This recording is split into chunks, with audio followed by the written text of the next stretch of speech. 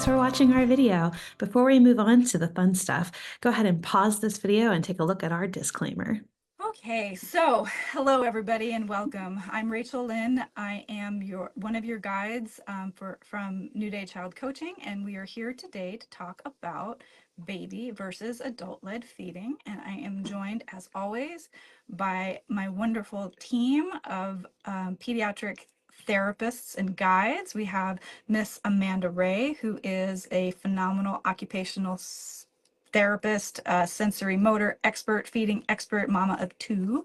And then we have Miss Amber Michelle, who is our gross motor guide, physical therapist, doctor of physical therapy, and mama of Miss Parker, who you see so often in our videos. So I guess let's just get into it, huh? Yeah, so I think, Rachel, before we get into the content, I want to take a moment to highlight our recent popularity, if that's the right word. Yeah. On Facebook, we had a reel that I made, using it to educate but also promote this live event. And guys, I think I would consider this viral. I don't know. What do you guys think? It's viral. It kind of went viral. It has 1.6 million views, which like, whoa. In how many days? 3 days? 3-4 days? Yeah. Something like that. So like, it's crazy, right? But in the same breath, it's kind of crazy because it also has 1,400 comments now. And these comments are like the full spectrum, right? Like we have people who are sharing pictures of their cute little babies, also covered in all sorts of different types of foods. And really, like, the kicker of this video is my daughter Parker painting her sweet little toes with yogurt. And apparently a lot of people just assume that we allow that to happen every single mealtime. Right? So we have lots of people saying, like, we love baby-led feeding and baby-led weaning. And then there's the other side of things where, like, people are kind of getting a little nasty.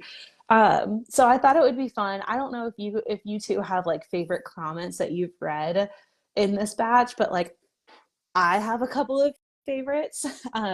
And I think I would just like to highlight them because they're funny. Not like, I don't want to talk about the meanies of the world out there. They get their own little piece of spotlight that they need. But my personal favorite, there was one person, and I can't remember their names and I can't find it because there's so many comments to sift through now. But someone said, quote, baby-led feeding, as in like F-E-E-T-I-N-G. So instead of baby-led feeding, baby-led feeding, because she was painting her toes with the yogurt. Had me cracking up. So funny. I don't know if you guys wanted to share some of your favorites that you've read. Yeah. I know that this is a little bit candid. I was really impressed with one mama who made a comment about, well, gosh, why would they put something in their mouth right away? Would you, if someone handed you something, right? And Yeah. what, first you're going to, look at it and then maybe touch it or smell it, explore it before you bring it to your mouth. So she was really just in a very natural way explaining what we're going to talk about, or a component of what we're going to talk about today in terms of sensory exploration. The OT in me just really loved that comment. But my favorite were the pictures, of course. All the pictures of the cute kiddos, and that was a lot of fun. I even like the one where somebody's talking about their cousin who used to do this as an adult with peanut butter and their dog. I didn't see that one. I did. I saw that one. I totally A way to missed make that it all one. normal. Like, so who knows? Maybe when Parker's 40, she'll be still painting her toes for the dog's entertainment. Who knows? Who knows? But you know what? The cousin's having fun. The dog's loving it. So, I mean, is it wrong? Who are we to judge? That's awesome. I totally missed that one. I'm so glad that we did this now. Another one that's cute is somebody said, just casually seasoning the toes. Oh, Yeah. Oh, yeah, I know. And there were quite a few other ones that were like, well, toes have to eat too. That's right. So cute. Yeah. They were. That was fun. So this has been fun. I think, and at times a little overwhelming, right? Because like you said, 1.5 million with an M Mhm. is a lot for the three of us, because it's just us going through these and trying to manage it. But we so appreciate everybody that has taken the time to look at it and make comments. Yeah, especially those positive comments. We love whenever people are able to keep it light and keep it fun and share their opinions, because there are some people who like these feeding strategies may not be for them. And like that's okay. We're not here to say like, oh, you have to do this because we're the experts and we say so, right? Like we're here to present all of the information to help you as parents and caregivers make the best decision for your baby and for your family. And that's all we're doing here. We want to offer you information and education so that you can make an informed decision. Yeah. Yeah. All right, awesome. So, ladies, why don't we get started? Take it away. I'm excited to learn from you ladies today. I don't have a big piece in this because PT doesn't usually do a whole lot with feeding. I mean, there are some PTs out there who do feeding, but I'm not one of them. So Amber, would you actually lead us off though in giving us the definitions? So Yeah, like we know what we're talking absolutely. about. I sure can. So, in general, there are three terms that we use to describe three different feeding strategies. I'm not saying they're the only three feeding strategies out there. I'm not like an all-knowing being, so there may be more out there, but the three most popular that are out there are parent-led feeding, baby-led weaning, and baby-led feeding. So it's a lot of terms, a lot of stuff, and I'll break them down quickly for us. So parent-led feeding is the parent being the vessel to lead the child to eat the food. So the only participation that child has with this strategy is opening their mouth to receive the food from the spoon and closing down their mouth and swallowing. They don't typically use their hands. Sometimes though, the parents can allow them to hold on to the spoon, but there's not a lot of participation on the child's end of this. It's very much so parent-led, and that's why it's called parent-led feeding. So this is going to be your traditional purees with that big long, I should have got my spoon box out, Yeah. but those big long spoons, I can get it in a second once one of you guys are talking. And it's gonna, it's just you, here comes the train, feeding your baby purees every single meal. Baby-led weaning is the next one. And this one is really, really popular right now. I would say that it's kind of trending, especially over the last 5 years or so. People are becoming more aware of what baby-led weaning is. And this is whenever you start off around 6 or 7 months of age and you just go all in and you offer baby any type of table food that you are serving and preparing for your family. There's a couple of caveats to this. The biggest thing is making sure that you are following the safety guidelines in food preparation and food cutting with this specific strategy, because it does depend upon the age range. I know that for like 6 to 9 month olds, they like long finger length pieces of foods. And then from like the 9 to 12 months old, they like things that are cut up finely, like finger food, so that they can work on those pincer grasps. And because their oral motor control has developed a little bit more as well, the older that they get. And then another big point within baby-led weaning is that people who do baby-led weaning, they want to do baby-led weaning because it's one less step of preparation. Essentially, it's baby eating whatever the rest of the family is eating whenever everybody sits down at the table. So you're not having to prepare everyone else's food as well as whatever baby is going to eat. It's all the same. You just might have to take an extra step to make sure that it's safely offered and prepared for them. And then the last strategy that we are talking about that we've really kind of been throwing around is baby-led feeding.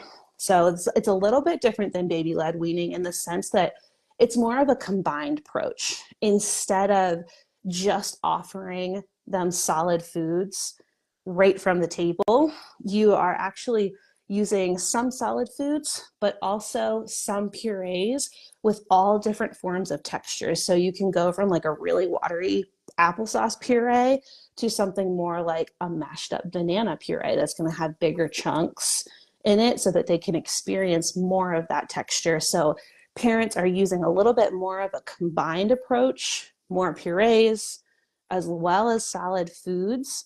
And really the big difference between baby-led feeding and baby-led weaning is that the feeding portion is allowing a kind of a balance between the two, right? You offer solids when you feel comfortable and when you can, and then you offer purees whenever you feel comfortable offering purees. And with baby-led feeding, you can also do where baby is feeding themselves, or you can do, I'm going to offer them the spoon. So as a mom personally, I did baby-led feeding because I felt like, why not? It's like we can do all of these different textures.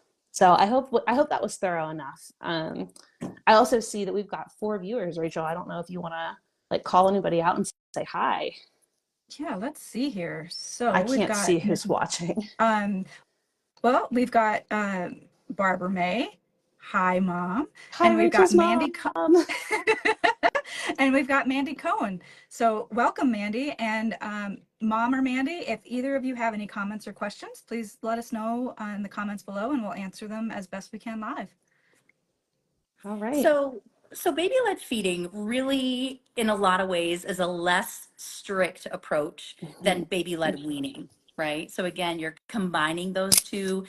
Sometimes it's called like a modified baby-led weaning approach, and so I love it personally, and I also fed both of my daughters using the same approach for a lot of reasons. And really, today, what we want to do is talk about some of those reasons. Talk about the benefits and the drawbacks of baby-led feeding.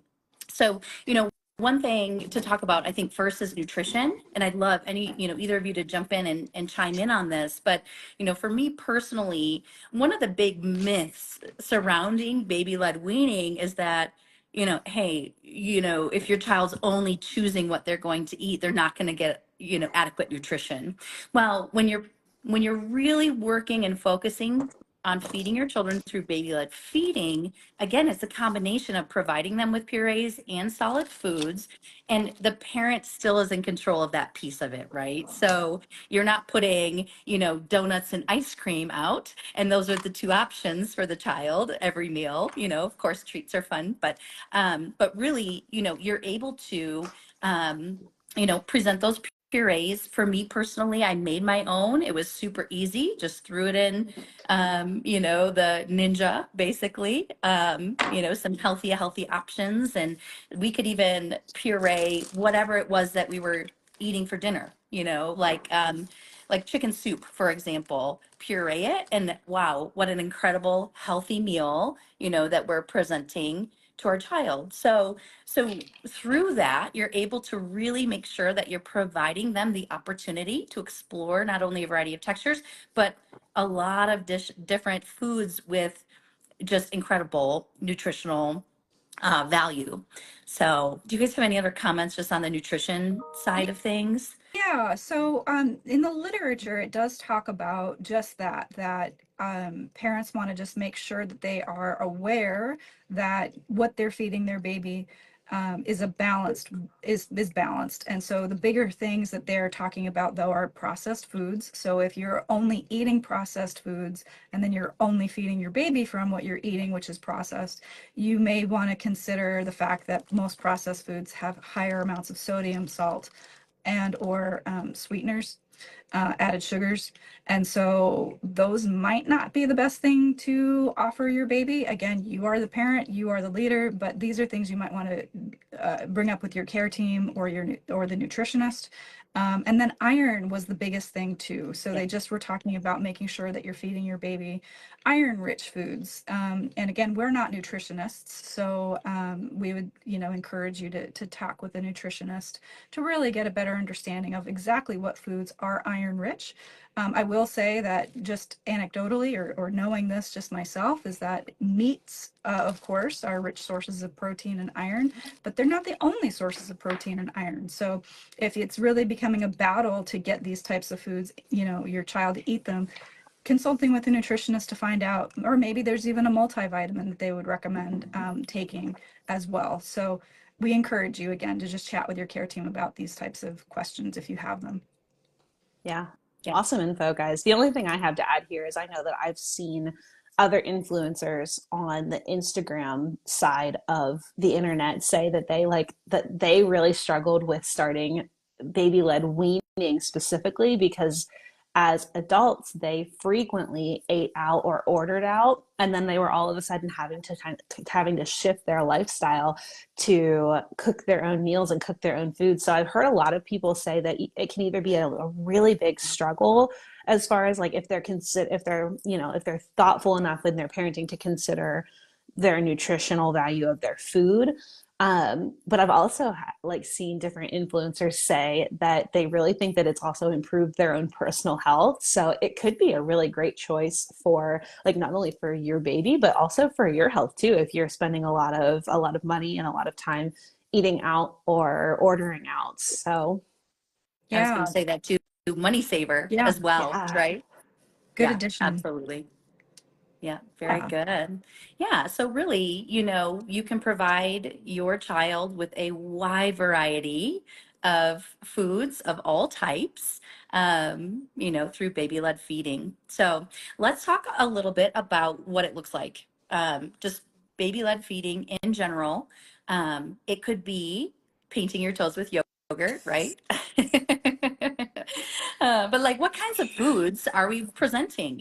So yogurt is a great option. Very nutritious, all of the things. We've got yogurt, all of the purees that are out there. You could steam any vegetable, puree fruits, meats, starches, all of the things, rice. Like you could basically take anything and puree it. And that is going to be, like the puree texture of your baby led feeding. And like Amber alluded to earlier, some of those textures are going to be thicker, some more watery, so even through those textures and the exploration that goes along with it, the baby is getting a wide exposure to different textures right there. And then we steam things like vegetables. Amber also mentioned we want those long, like stick shaped, are best for like our 6 to 9 month old. So if you have a banana, cut it in half and then cut that half into quarters. So Yeah. overall, you're cutting your banana into eighths, Yeah. right? And you have all And these just beautiful little sticks. Yep. absolutely. And to add in there, Amanda, too, I don't know, I didn't know this until I did baby led feeding. Bananas naturally split into thirds, They do. right? Like, Yep. who knew? Yep. I didn't And know, they just right? So do. and Yes. they just do, So right? like So all you six. have to do is peel a banana and stick your finger or thumb up the center of it, and Yeah, you don't even have to get a knife out and make a knife exactly. dirty to cut it. Right. It's great. Beautiful. Yes. Beautiful tip. Yeah. I had forgotten about that actually. Amanda, I have a Um, question for you. What about what are the benefits of having a baby explore those textures while eating? Yep, absolutely. So really, a tactile sensory exploration is is a huge component of child development, period. And it's also a huge component of a child being able to eat and to tolerate textures. There is a feeding hierarchy that's out there, and it basically says that, before a child is able to actually eat the food, first they need to tolerate it. And when we say tolerate it, we really mean like visually explore it within their space and be okay with that food in their personal space, right? Some of you out there may have experienced that with a child that they don't even want to look or have it near them, so that's kind of step one. From there, can they interact with that food item, meaning using an object like a spoon to touch it? Next, can they smell it, and explore that way? Then they touch it. then they taste it, then they finally eat the food, right? So all of those sensory exploration steps ultimately lead up to your child eating, right? Eating the foods, and that's the goal. But we have to realize that they're not just going to pick up a food and eat it right away, right? We have to work them through all of those steps to get there. There's numerous other reasons for tactile sensory exploration and the benefits of that for child development as well. I'm looking at the clock. I'm like, we've got a lot to talk about today. So I don't know. What do you think? Any other questions on that specifically? We could talk about body mapping. I know that's on our list to talk about today. So body mapping it's basically, so we all have a map in our brain, and that really, it tells us how our body is organized, right? So structure, function, size, all of those things. This map really dictates how our bodies move. And if we have an accurate map in our brain of our body, then we move in a very like balanced, a very graceful way. If our map is incorrect or altered, then we are injury prone and our movement is less coordinated and more awkward. So, at the end of the day, sensory exploration, like this tactile exploration that we're talking about, which is playing with our food, is really a way to help mold that map in our brain. So just remember, the map isn't fixed, right? The map is pliable. It can be modified and altered, and tactile sensory exploration is a great way to help. It increases body awareness, right? To really build that map accurately. Any other thoughts Yeah. on body mapping? And so it's just like if a child, for example, is eating and exploring on their own, and then they feel the food drip onto their chest, or they feel the food on their face or on their shoulder or hit their knee or whatnot, they're then able to understand, oh, that sensation of, oh, that's cold, or I feel that in some way. And it sounds to me, and correct me if I'm wrong, that this is what's going to help them later on identify what parts of their body they're feeling and then be able to Exactly. clean it or just Yeah. be aware. Exactly. Yeah. Yeah, exactly. And the only other point that I have to make with that, Amanda, is to consider, like, I love that you said that the body map is pliable, right? Like it's ever changing. Yes. And one of the biggest pieces of proof of this is the fact that like our babies and our children are constantly growing. And as they grow and as their bodies get bigger, there's a bigger amount of surface area of their skin, which means they're generating new receptors. So there's going to be new sensory receptors in their skin somewhere in their arms or in their legs that have never felt anything until they get that first drip of something on, or like, until they get that first drip of something on their arm or on their leg or in between their, the new length of their toes, right? So as they're growing, they're needing to continue to remap their body to know, like, okay, that thing hit my leg, but I've never felt something on that part of my leg before. And so now I'm having to process what that new feeling is like. Yeah. And that's a really good segue into interoception as well, right? So interoception is really understanding our internal signals. Those signals are hunger, thirst, pain, our body temperature, breath and heart rate, the need to use the bathroom, all of those things, right? Are basically interoception. And those skin receptors, Amber, that you're talking about, in addition to our organs, send the messages to our brain to tell us what we need as humans to be balanced, to be satiated, right? Or to be warm or not too warm, or, all of those things, right? So, again, sensory exploration is going to assist with that body awareness and improving our interoception, so that we really understand, are we hungry? Are we full? Are we, what do we need? And Amanda, that brings another point that we wanted to chat about, which is never wanting to force a baby to eat or create a Absolutely. negative experience about it. And I'm sure you'll say more, but just in general, it's because you can actually override your child's ability for interoception. In other words, your baby can be kind of going, oh, well, I'm full, but my parent's going to keep feeding me, so I guess I need to keep taking it. Exactly. Yeah. Yeah, exactly. And, in general, we just don't want to create negative experiences surrounding meal times because then they just build upon each other. And then even going towards the chair that you sit in for mealtime, and you'll get that negative reaction right away. So it's really important just to keep it calm, keep it positive, and keep it fun. And that's really what this is all about, right? We're kind of jumping all over the place, but I think this is a great talk, and I think along the lines of keeping it fun, it's important for parents to know that you don't have to paint yogurt all over the place at every single meal in order to follow the concepts behind baby-led feeding, right? Not every single meal has to be ridiculously messy. Is it going to be more messy in general? Yes. Okay.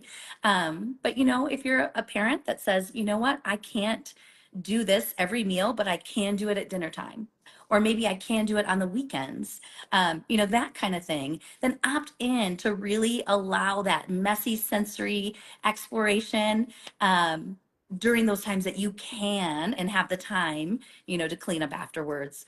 Amber and I were talking before we jumped on about how often we really just stripped our kids down, to their diaper. It makes it a little bit easier for cleanup, right? So that's one quick tip that could help you. But keep it fun for you as well. And a lot of times parents, we all have our own sensory issues or sensory sensitivities, or can become overstimulated or dysregulated or any of those things, right? And so just to be aware of that, if that's something, if messy eating is something that is difficult for you as an adult, just having that awareness and joining in on the fun and exploring yourself as well, but doing it within the context of your comfort level too. Absolutely. Yeah. I mean, we're still baby-led feeding if we're offering things like crackers, right? That are less messy, crumbs, of course, but it doesn't have to be painting yogurt on the toes every single meal. So And one thing, somebody brought this up, and I thought it was such a brilliant comment in our weekend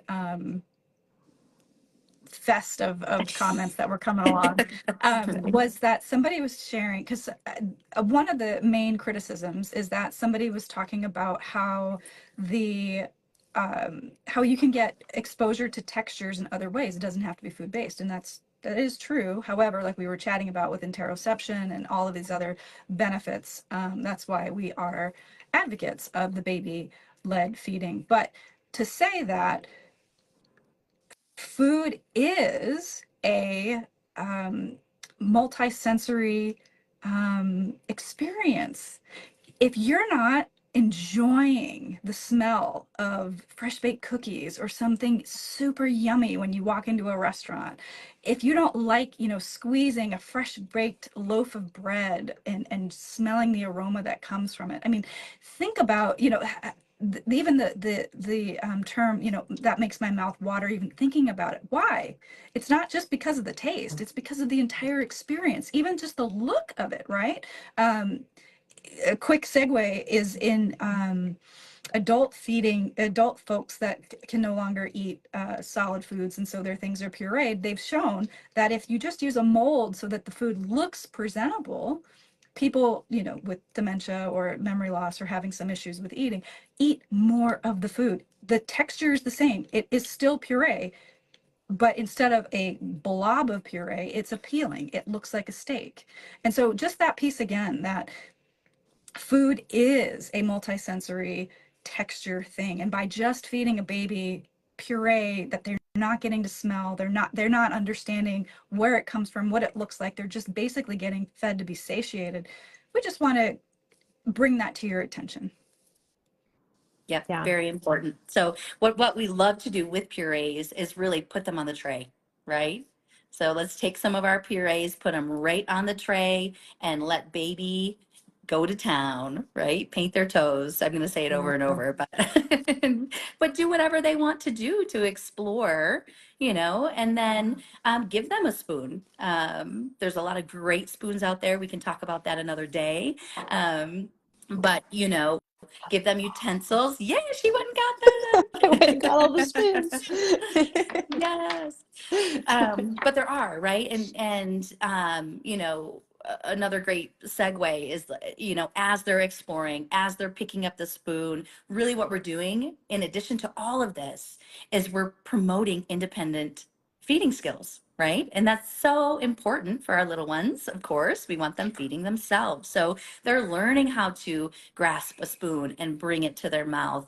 And the more practice the earlier on that they have with that, the more refined that skill is going to get, over time. So, and then we talk about, of course, as children get a little bit older, developing the pincer grasp, so that they can pick up tiny objects and bring them to their mouth. Initially it's so cute because they use their whole little fist, right, and grasp and smush and all of the things, and that is a precursor to that refined pincer grasp. So all of that opportunity for them to use their hands and their body to feed themselves is really ultimately getting them to be independent sooner. And then way later on, we can introduce things like manners, but at this age, we're not teaching manners just yet, right? Our children are not developmentally ready, to learn, that where the fork and spoon should be placed on either side of the plate, and all of the things, right? So anyway, just Yeah, wanted to throw yeah. that in there.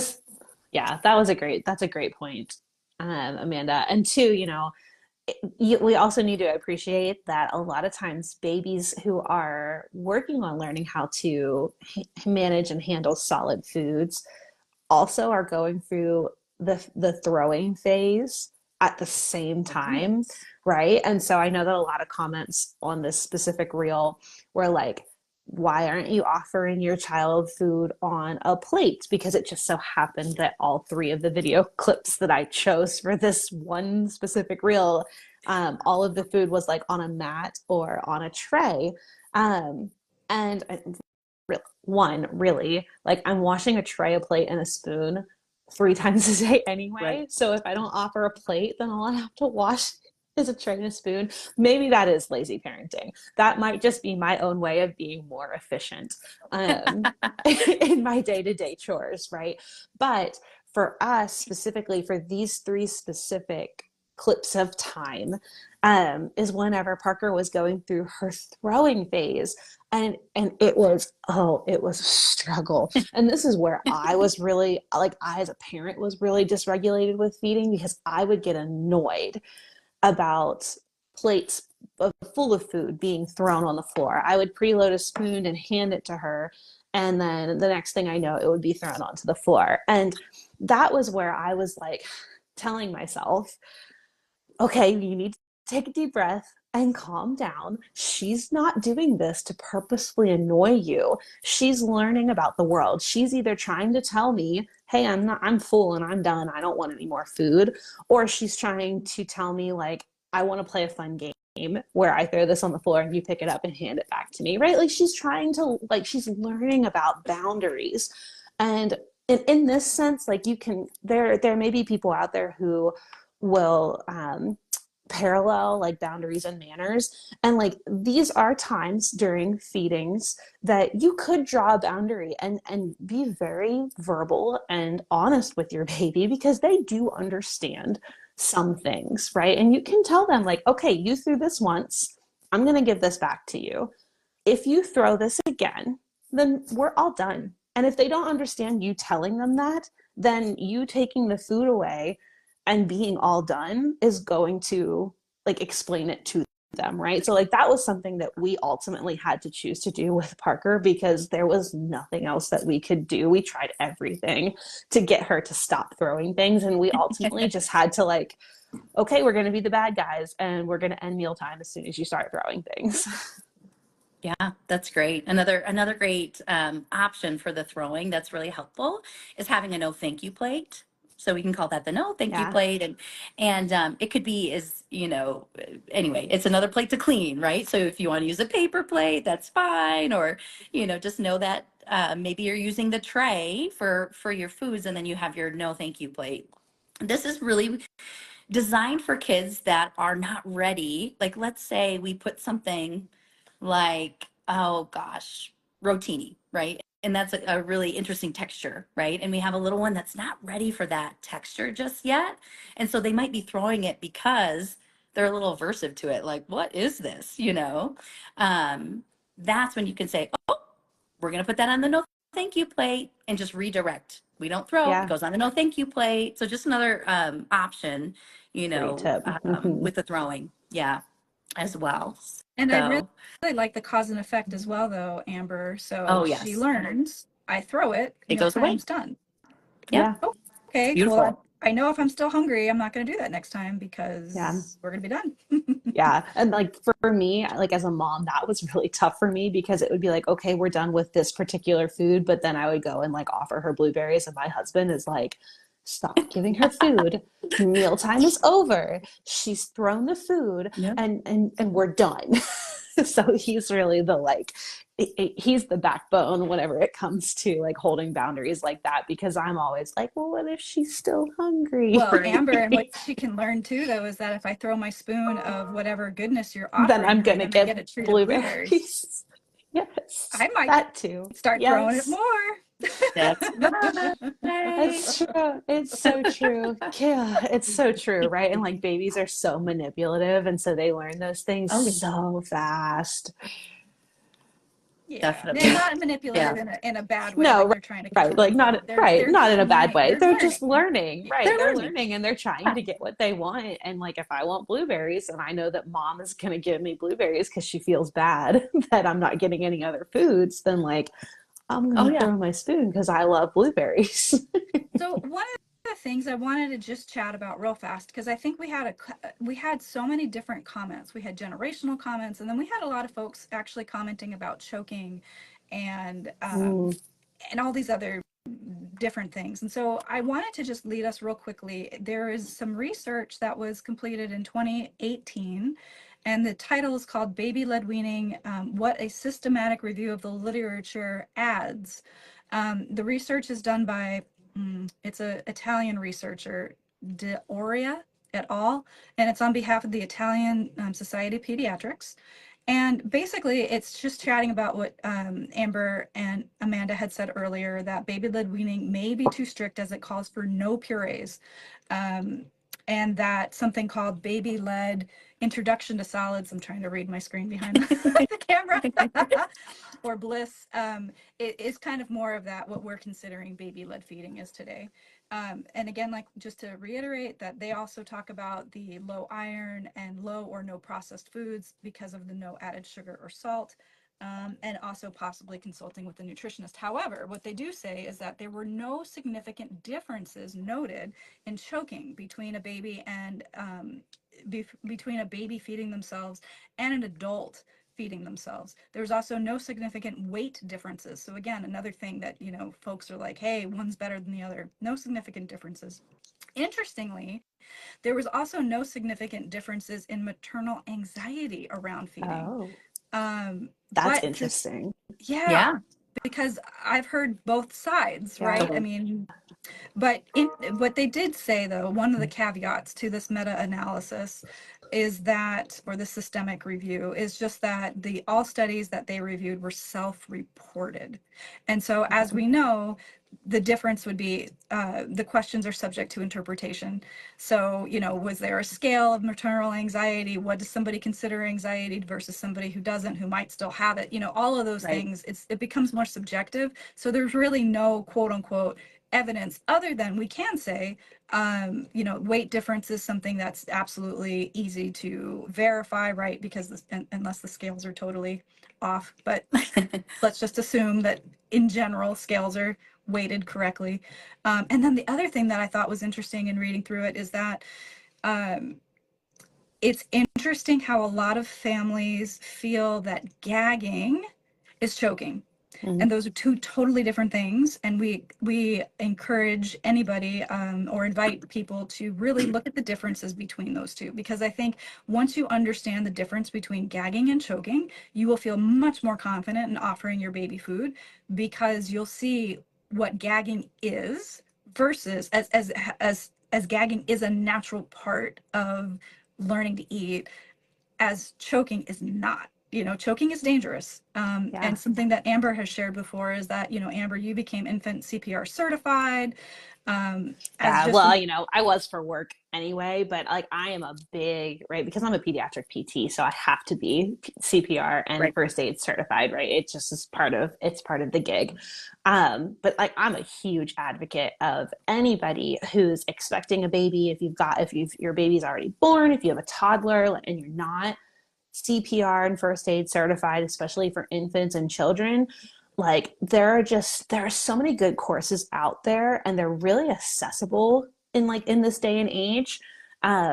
So like I'm a huge advocate for parents and caregivers going and getting those certifications, not to say like, ooh, I'm CPR certified, but so that, you know, like so that you're prepared, because no, like I hate having like survivor mentality of like, it'll never happen to me.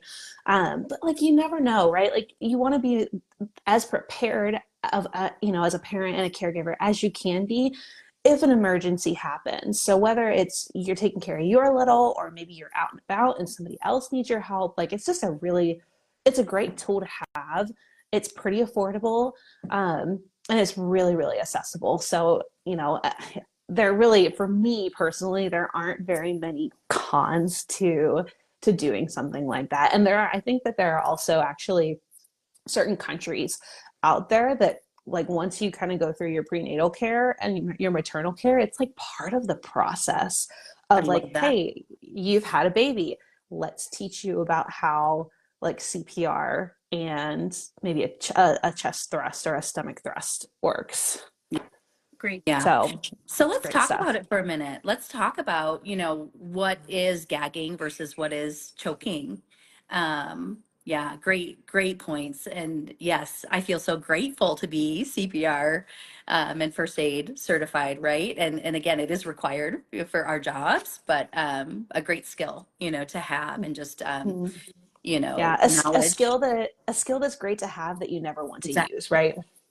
Exactly.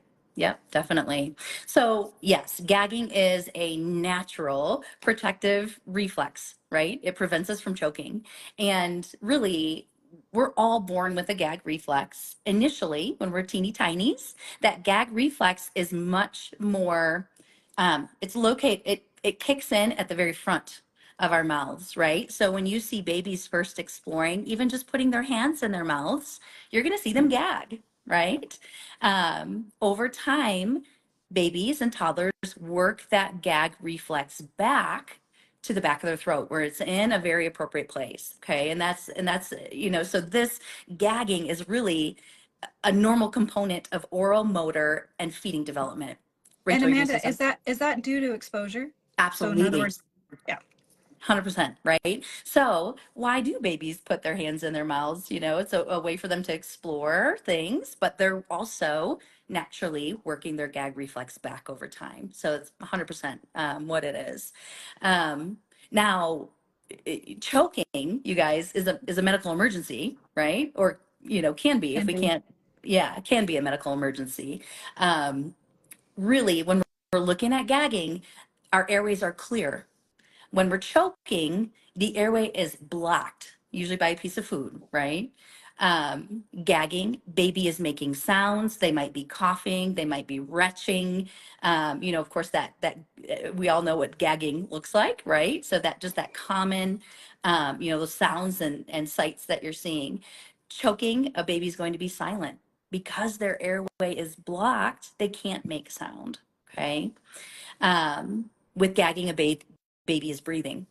They can still breathe while they're working through that episode.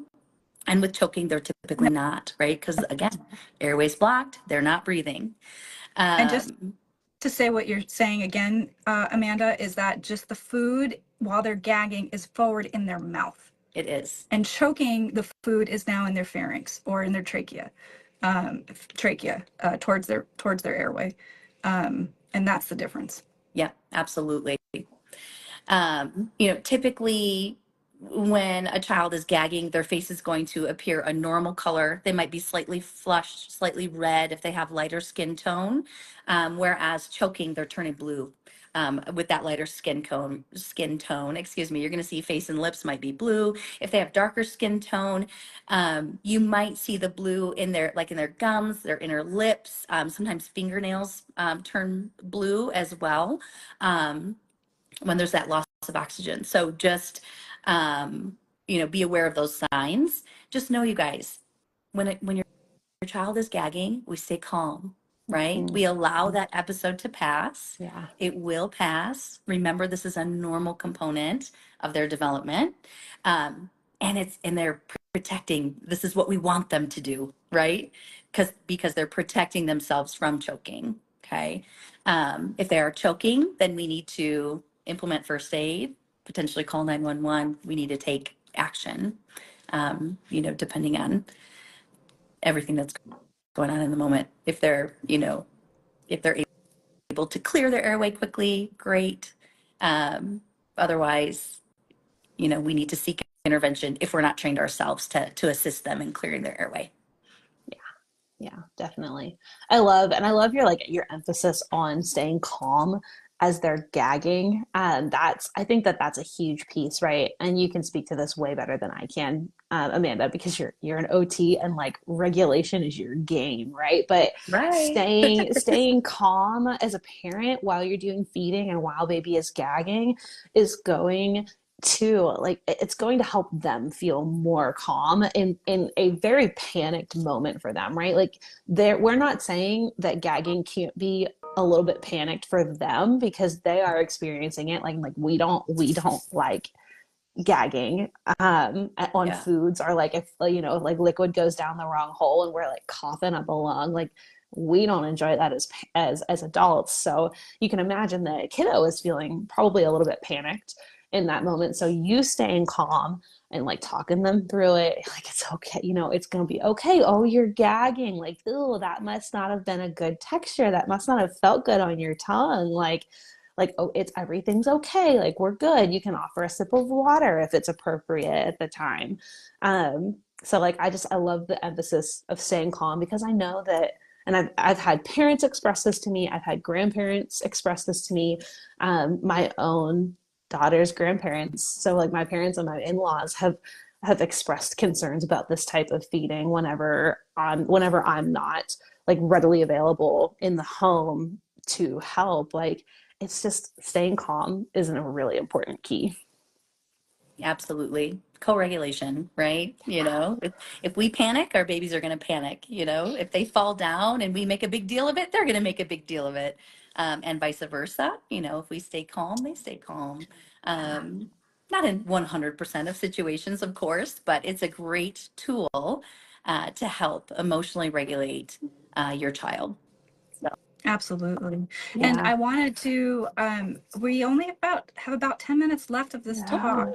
And so there's a couple highlights that I just want to make sure we hit. And one of them for me is I wanted to also, in the comments this weekend, there was a few folks that were talking about, well, if it's baby led, where's the parent's ability to control what's put in the child's mouth? And kind of assuming that baby led meant that the child could eat anything that they see or come in contact with. And that's not at all what baby-led feeding is, what we're talking about.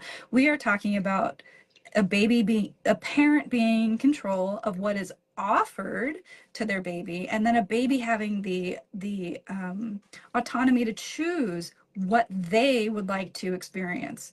The Ellen Satter Institute is it's named after a woman, Ellen Satter, who back in 1983, she published a book called Child of Mine, Feeding with Love and Good Sense.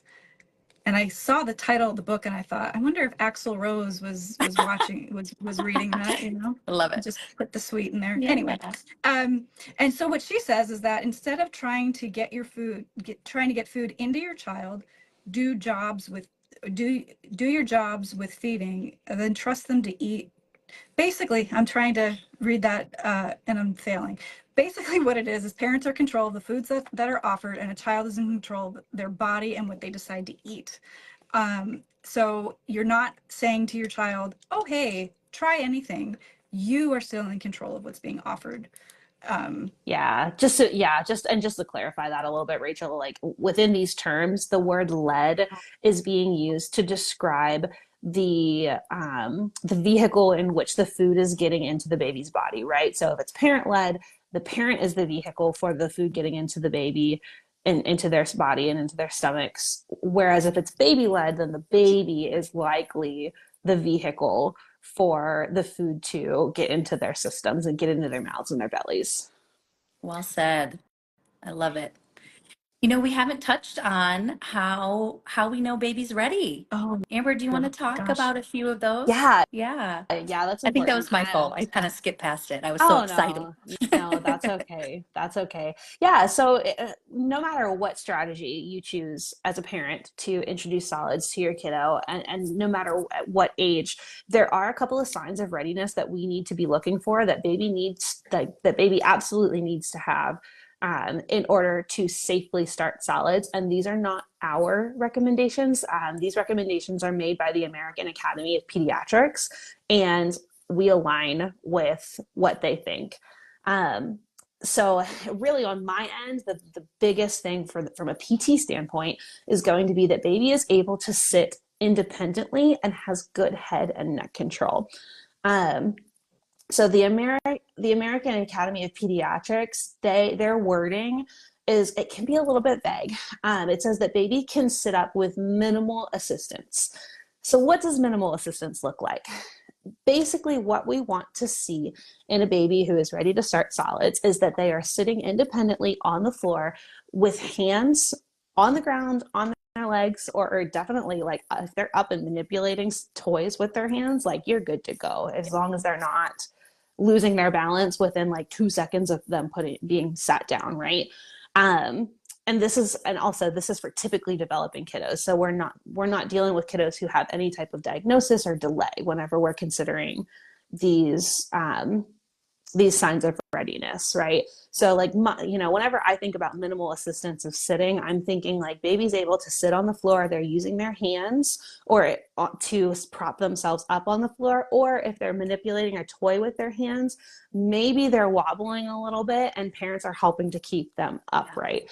And definitely a kiddo who is able to, hold their head up and have good neck control of that head. That head's not bobbling and wobbling all over the place in an uncontrolled manner. Their head is nice and stable and still, and they're able to have good full range of motion, look around their environment, and use their arms within some sort of supported seat to put things in their mouths. Yep, absolutely. Proximal stability before distal mobility, right? Yeah, So there it's it one of those, is. common theories of development is that, our core, our hips, our centers have to be stable before our more distal body parts. So that would include our hands, our jaw for chewing. So before we can chew, before we can manipulate with our hands, we have to have that core strength throughout our center and throughout our hips. Definitely. Yeah. And then real quickly, the two other signs of readiness for solids are babies interested in foods. They're watching you, they're reaching for your foods, they're leaning towards it, they're showing some sort of interest. And also that baby has the ability to bring things to their mouths and interact with objects like toys or spoons. Spoons can be toys before they're spoons. It's a really good way to introduce spoons so that they're able to bring things to their mouths successfully. And the last one is just the tongue reflex. So that tongue is no longer forward. It's so that one, Rachel, actually is not an American Academy of Pediatrics recommendation. That one is, I believe that it might be a WHO recommendation. I'm not gonna quote myself on that. So I'm not actually making that statement. But I have read that the tongue thrust is like a therapist to therapist or a professional to professional. What's the word? Preference? way to Yeah. monitor. Probably. Yeah. Okay. Yeah.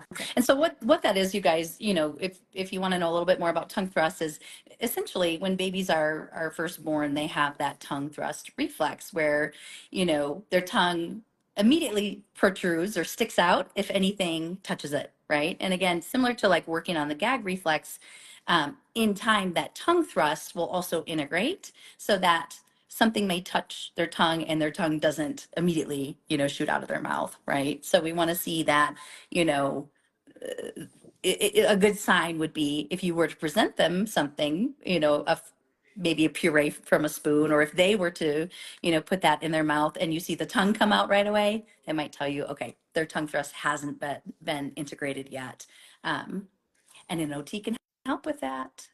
And maybe an SLP too, with Yeah, for integrating sure. that tongue thrust. And we encourage you to. So if you have Yeah. any questions with any of this, to please bring this up with your care team.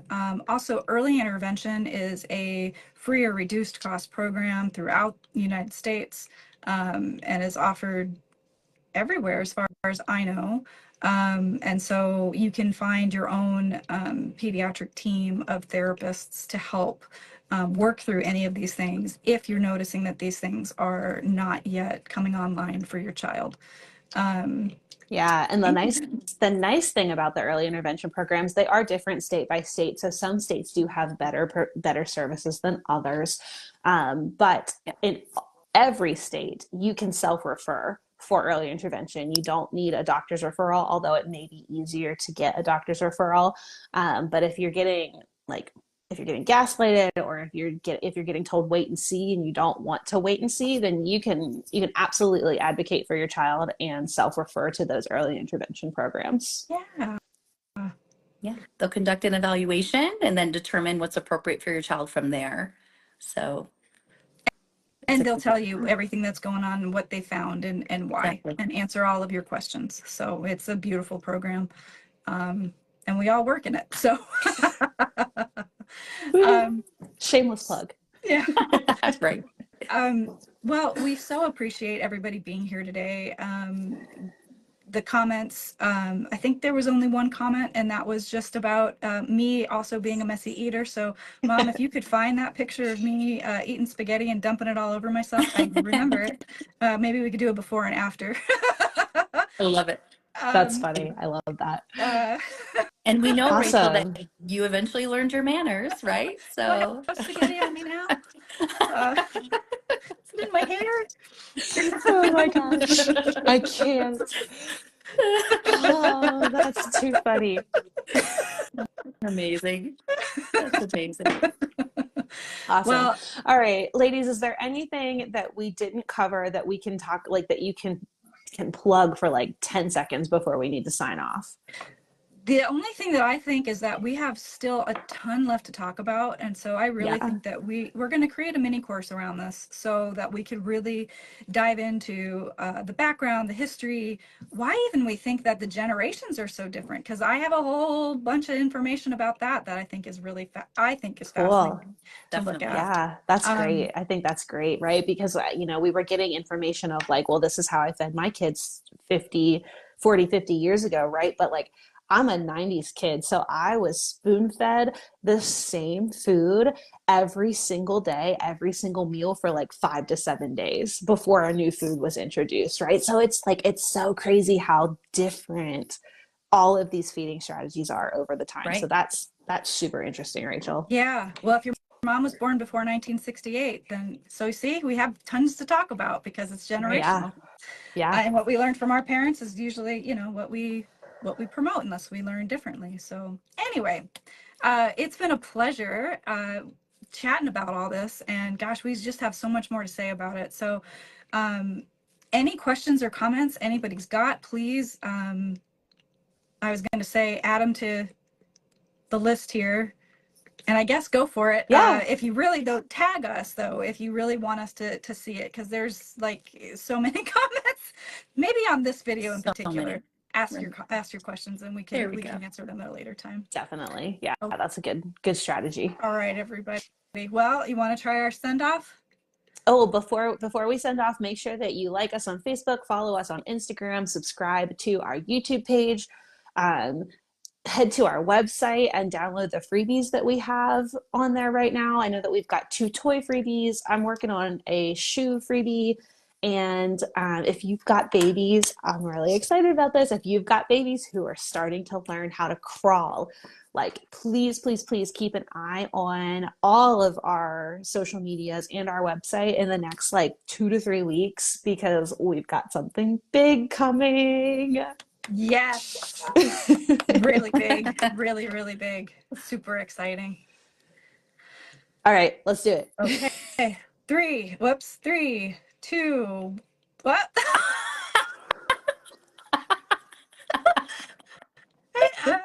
This is what happens when you're live. I love it.